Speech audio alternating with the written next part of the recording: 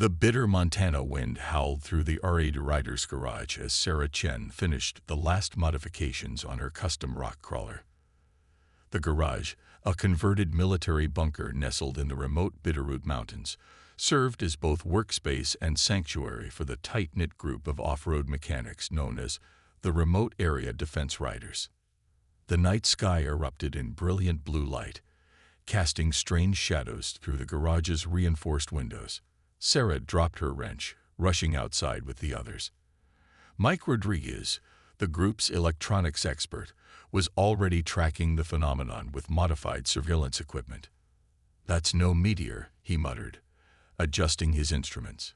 "It's decelerating." The object, sleek and crystalline, carved through the sky like a wounded bird before disappearing behind the nearby ridgeline. A deep boom echoed through the valley seconds later. "Load up," Sarah ordered, her voice carrying the authority earned from years leading mountain rescue operations. Within minutes, 3 heavily modified vehicles roared to life. Sarah's rock crawler, Mike's communications truck, and Devin Williams' massive recovery rig. They found the crash site 20 minutes later, their headlights illuminating a scene that defied explanation.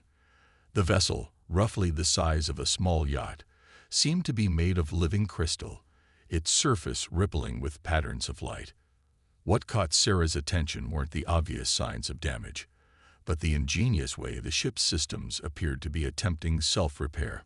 "Hold position," Sarah commanded as movement stirred within the vessel. A section of the crystalline hull became transparent, revealing figures that were decidedly not human.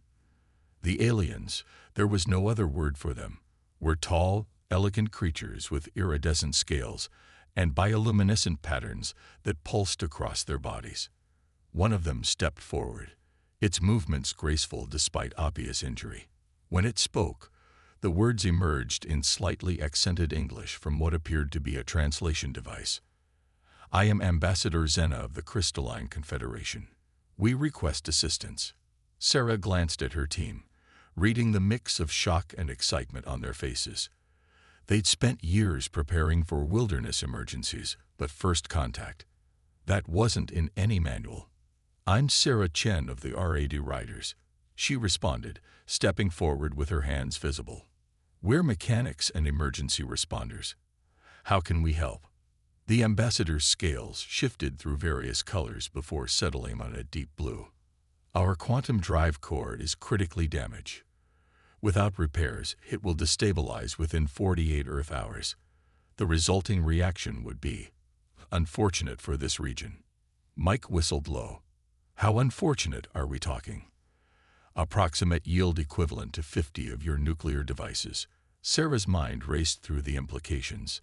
They couldn't evacuate the entire region without drawing attention, and calling in the authorities would likely result in the aliens being whisked away to some secret facility.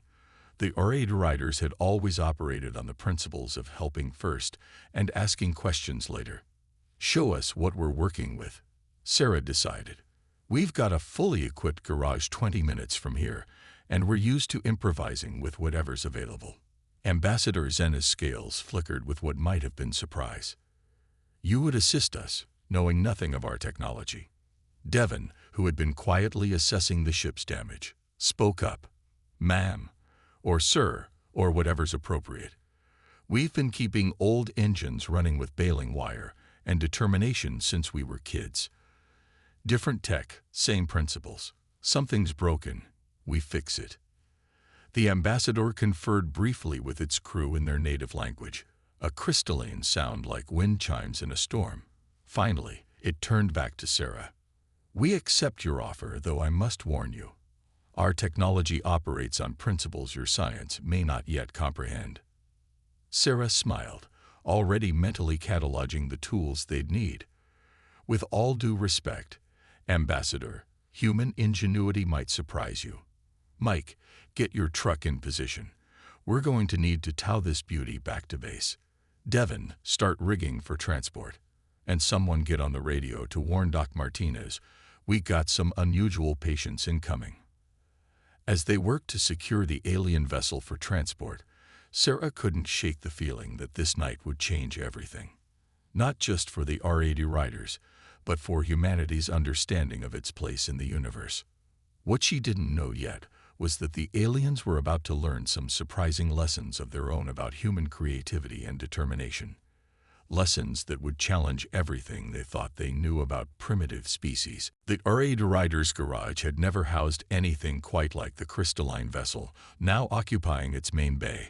Dawn was breaking over the mountains as Sarah studied the alien quantum drive core, its ethereal glow casting strange shadows across the workshop's industrial interior. Ambassador Zena's chief engineer, a being named Kelrix, whose mechanical augmentation sparkled with each movement, attempted to explain the drive's principles. The quantum matrix operates on a 13-dimensional resonance frequency, maintaining stability through. Hold up, Mike interrupted, his diagnostic tablet displaying readings that defied conventional physics. You're telling me this thing basically runs on stable quantum uncertainty? A crude but essentially accurate assessment, Kelrix confirmed, their cybernetic eyes adjusting with curiosity. Though I fail to see how this knowledge helps, given your technological level. Devon, who had been quietly studying the core's housing, looked up from beneath her protective goggles. Reminds me of that bubble chamber we rigged for the particle physics folks at Montana State. Remember that, Sarah? Sarah's eyes lit up. The supercooled containment field. Mike, pull up those schematics. The next few hours became a crash course in cross-species engineering. The aliens watched with increasing fascination as the humans approached the problem from angles they'd never considered.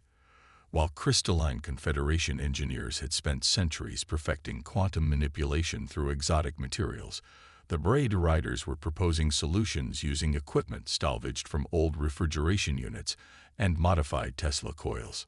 This is highly unorthodox, Kelrix observed as Sarah and Devon constructed what they called a redneck resonance chamber, using modified truck parts and repurposed scientific equipment. Our engineers would never attempt such improvisation. That's because your engineers never had to keep a '72 Chevy running with parts from a washing machine, Devon replied, carefully adjusting what appeared to be a homemade quantum field modulator. Sometimes the best solutions aren't the prettiest ones. The breakthrough came when Mike discovered that the quantum core's destabilization wasn't just a mechanical problem. It was a synchronization issue. It's like when you've got engine knock, he explained to the bewildered aliens. Sometimes you don't need new parts, you just need to retime everything. Sarah's team worked through the day, fueled by coffee and the thrill of unprecedented engineering challenges. They transformed their garage into a hybrid workshop where alien technology merged with human ingenuity. Old oscilloscopes displayed quantum field measurements, while jury-rigged cooling systems kept the makeshift containment chamber at near absolute zero. Ambassador Zena observed the proceedings with growing interest, their scales shifting through shades of what the humans had learned to recognize as amazement. In the Confederation, they admitted to Sarah, "We would have declared this ship unsalvageable without access to our standard repair facilities. Your species' ability to improvise is remarkable."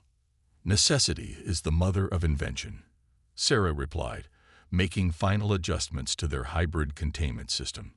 "When you can't get what you need, you work with what you've got." The moment of truth came as the sun began to set.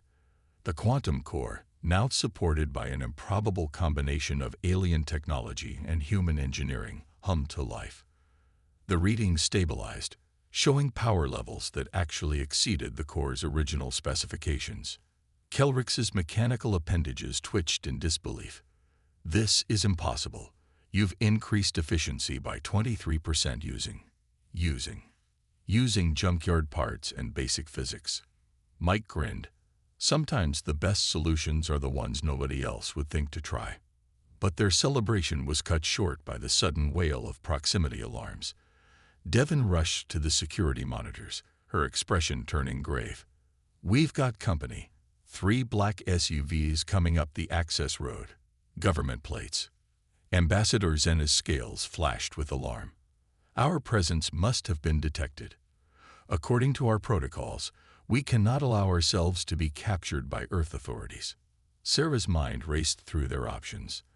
The R.A.D riders had always operated on the fringes, helping those who needed it while staying under the radar. Now they faced a choice: play it safe or protect their new allies. Ambassador, Sarah said, a plan already forming. How quick can your ship move with that improved core? The repairs are untested. But they'll work, Sarah insisted. We've got about 10 minutes before those vehicles reach us. That's 10 minutes to get your ship out of here and make sure nobody knows you were ever here. The question is, do you trust human engineering enough to bet your lives on it? The ambassador's scales rippled through a complex pattern before settling on a decisive blue. We trusted you to repair our ship. We will trust you now. As the R.A.D riders scrambled to execute their hastily formed plan, Sarah couldn't help but smile.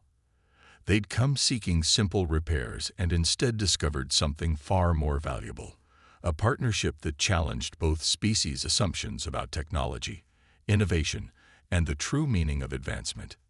The next few minutes in the R.A.D riders' garage became a masterclass in organized chaos. Sarah's mind raced as she coordinated their most ambitious operation yet, while the rumble of approaching vehicles echoed through the mountain valley. Mike, start the electromagnetic interference protocol, she commanded, pulling up the garage's blueprint on their main display. Divin, get the holographic camouflage online. Ambassador, we'll need your ship's stealth capabilities, whatever's left of them.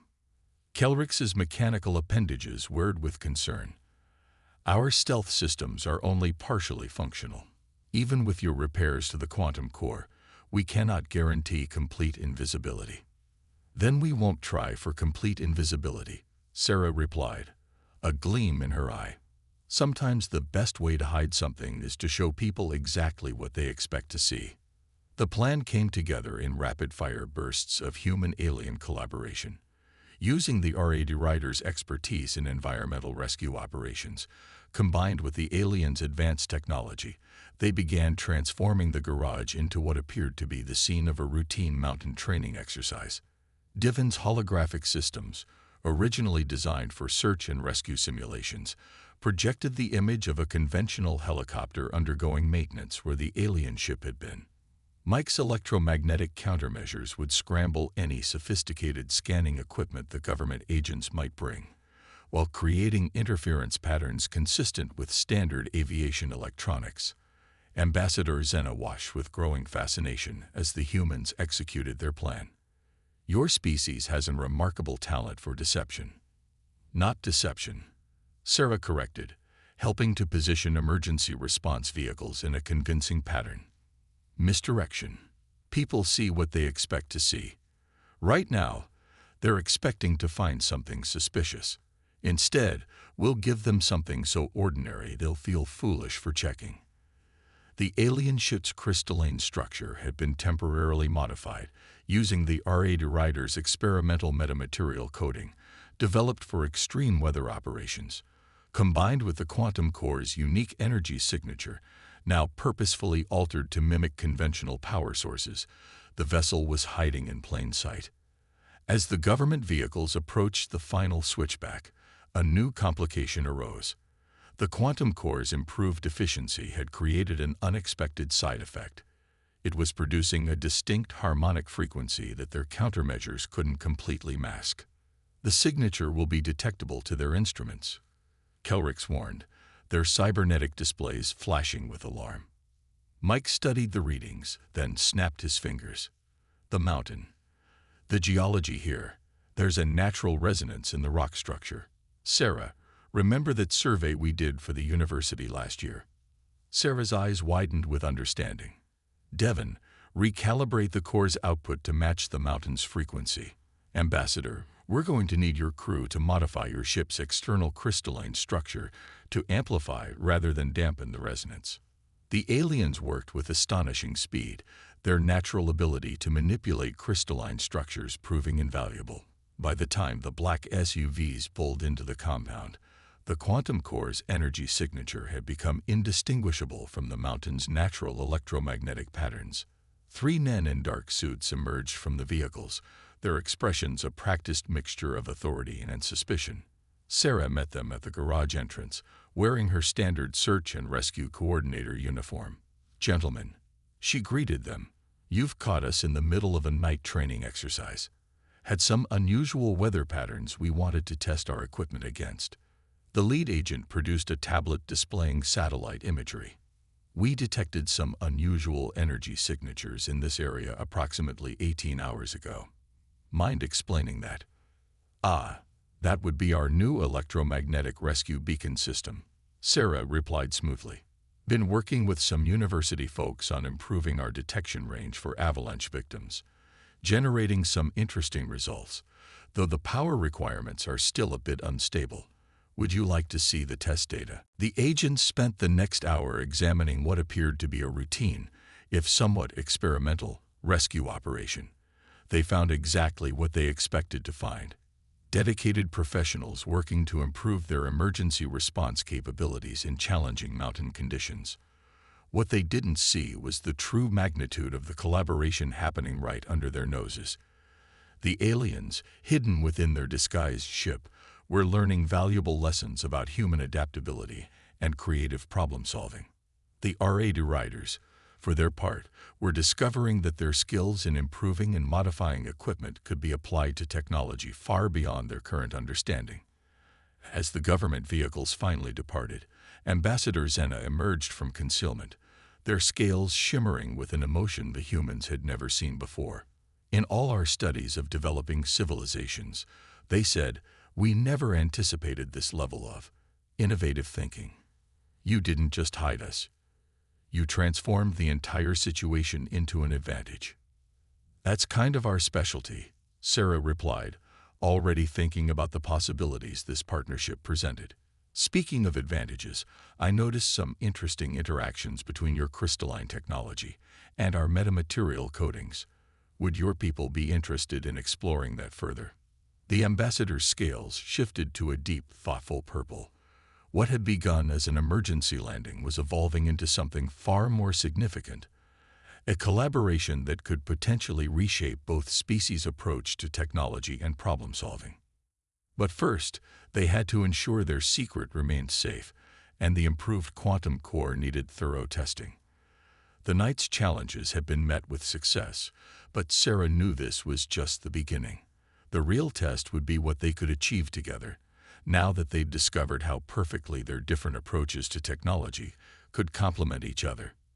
In the days following the government agent's visit, the R.A.D. Rider's Garage became an unprecedented laboratory of cross-species innovation. The successful deception had bought them time, and both groups were eager to learn from each other before the aliens needed to depart. Sarah found herself working alongside Kelrix at what had become their primary workstation, a hybrid setup where holographic alien displays merged with traditional human tools.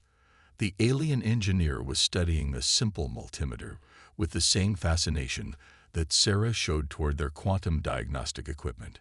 "Your measuring devices," Kelrix observed, mechanical appendages gently probing the tool. "They're so direct. We've spent centuries developing increasingly complex ways to analyze quantum states, yet you achieve remarkable accuracy with basic electromagnetic principles."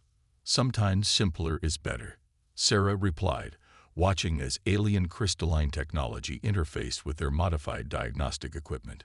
"When you're stuck on a mountain in a snowstorm, you need tools you can fix with what's available." Mike had set up an improvisational teaching exchange with the aliens' communications specialist, Venna. They were discovering that human radio technology, despite its relative primitiveness, had certain advantages in atmospheric interference that the aliens' more advanced systems lacked. "It's like comparing a Swiss watch to a sundial," Mike explained, sketching diagrams on a worn whiteboard. "Sure, the watch is more precise, but the sundial keeps working even after you drop it in a lake." The aliens were particularly intrigued by human mechanical engineering. Devon spent hours explaining the principles of internal combustion engines, hydraulic systems, and mechanical advantage. Concepts the Crystalline Confederation had largely abandoned in favor of quantum manipulation and energy fields. "But what happens when your quantum systems fail?" Devon asked, hands deep in the engine of her recovery rig. Sometimes you need a backup that runs on diesel and determination. Ambassador Zena moved between these impromptu teaching sessions, their scales shifting through shades of wonder and revelation. They found Sarah alone one evening, reviewing data from their latest experiments in combining human and alien technologies. "We have made a significant error in our assessment of Earth," the ambassador admitted. "We classified you as a pre-spacefaring civilization, assuming this meant you were technologically limited. Instead, we find you have developed entire branches of science we never considered, precisely because of your limitations." Sarah looked up from her work. Constraints breed creativity. When you can't go over or under an obstacle, you figure out how to go through it, or transform it into something useful. The ambassador's scales flickered with what Sarah had learned to recognize as amusement, like turning our emergency landing into a covert technological exchange program. Their conversation was interrupted by excited calls from the workshop floor. Mike and Venna had made a breakthrough in combining human radio principles with crystalline quantum communications. The result was a hybrid system that maintained the aliens' sophisticated encryption while being remarkably resistant to interference. "It's not just working," Mike explained, his eyes bright with enthusiasm. "It's working better than either technology alone. The quantum field actually stabilizes when we introduce a controlled amount of radio noise, like adding sand to ice to improve traction." The implications were staggering. The aliens had always approached quantum technology with a focus on achieving perfect stability. The human tendency to work with and even exploit instability opened up entirely new possibilities. Devon, who had been quietly working on another project, called them over to her station. She had been experimenting with applying the aliens' crystalline technology to traditional mechanical systems. The result was a hybrid engine that used quantum principles to enhance combustion efficiency while maintaining the reliability of mechanical backup systems. "It's like having the best of both worlds," she explained, pointing out how the crystalline structures actually strengthen the metal components while adding new capabilities. "We're not just combining technologies, we're creating something entirely new." Ambassador Zena's scales had shifted to a deep, resonant blue that none of the humans had seen before. "In all our centuries of space exploration, we have never encountered a species that could teach us so much about our own technology. Your perspective is invaluable." The night deepened, but work continued in the garage. The R.A.D. riders and their alien guests had discovered that their greatest strength lay not in their individual technologies, but in their ability to see those technologies through each other's eyes. Every primitive human solution revealed new possibilities in advanced alien systems, while each piece of alien technology inspired innovative applications of basic human engineering principles. Sarah watched her team working seamlessly with their alien counterparts, all previous barriers of species and technology forgotten in the shared joy of discovery and creation. They had started with emergency repairs, but were ending up with something far more valuable, a partnership that challenged both species to rethink their fundamental assumptions about technology and progress. But as she reviewed their latest test results, a new concern began to form. The advances they were making couldn't be kept secret forever. Sooner or later, others would notice. The question was, what would happen when they did? The moment of departure approached with the inevitability of a mountain sunrise. After a week of intensive collaboration, the alien vessel's systems were not just repaired but enhanced beyond their original specifications.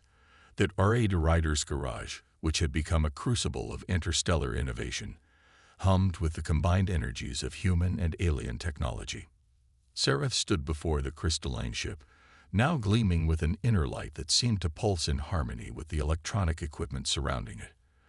The modifications they'd made together had transformed it into something unprecedented, neither purely alien nor human, but a testament to what both species could achieve together. "The Confederation will have difficulty classifying this vessel now," Ambassador Zena observed, their scales shifting through patterns that reflected the ship's luminescence. "It no longer conforms to any of our standard configurations." "That's kind of the point, isn't it?" Sarah replied, running her hand along a section where crystalline technology merged seamlessly with terrestrial alloys.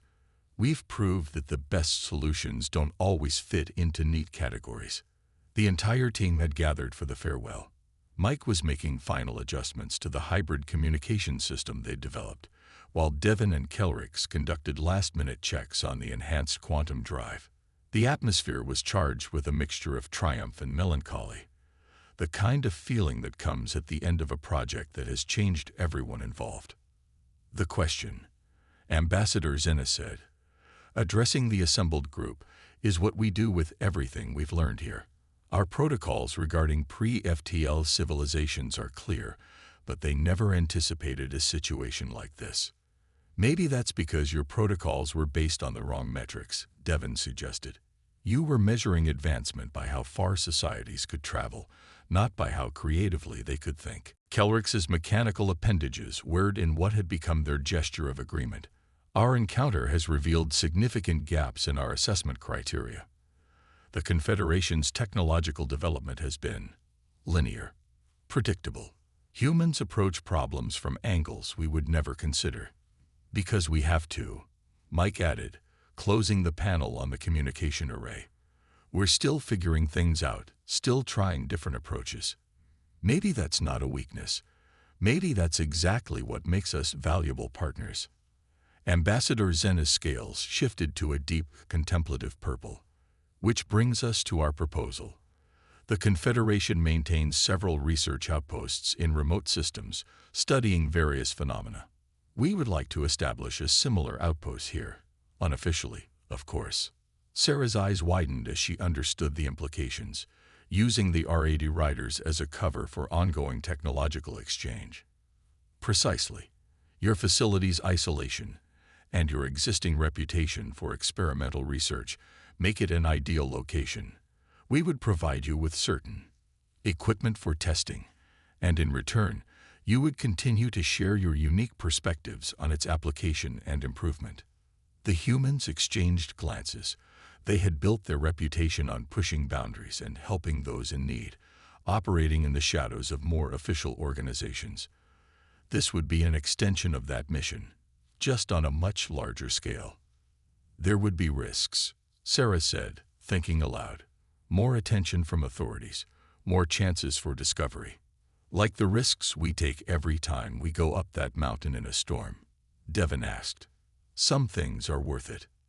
The decision, when it came, felt less like a choice and more like accepting an inevitability. The R.A.D. riders had always been about finding ways to help, about proving that the best solutions came from combining different approaches and perspectives. This would be the ultimate expression of that philosophy. As final preparations for departure were made, Ambassador Zena approached Sarah one last time. Their scales had taken on a new pattern, one that seemed to incorporate the practical, stripped-down aesthetic of the human garage into their natural crystalline symmetry. We came here seeking repairs, they said, but we're leaving with something far more valuable. You've shown us that true advancement doesn't come from perfecting what we already know, but from being willing to experiment, to fail, and to find unexpected solutions. And you've shown us that we're not as far behind as we thought, Sarah replied. We just measure progress differently. The crystalline ship rose silently into the dawn sky, its modified systems working in perfect harmony. As it disappeared into the clouds, Sarah looked around at her team. At the garage that had become something far more than a remote mountain repair shop. They had tools to put away, modifications to document, and preparations to make for their new role as Earth's unofficial ambassadors to the stars. But first, they had work to do. A storm was moving in over the mountains, and somewhere up there, someone would need their help. The fact that they could now offer that help with technology beyond anything Earth had officially achieved. Well, that would be their secret to keep. As Sarah began organizing their new equipment testing program, she couldn't help but smile. The R.A.D. riders had always known that the best solutions came from working with whatever tools were available. Now those tools included quantum mechanics and crystalline technology, and the knowledge that humanity's greatest strength lay not in the technology they possessed, but in their endless capacity to imagine new ways to use it. The mountain winds carried the promise of snow, and with it, the beginning of a new chapter in human history, one that would be written not in the grand halls of power, but in a remote garage where the boundaries between possible and impossible were redrawn every day.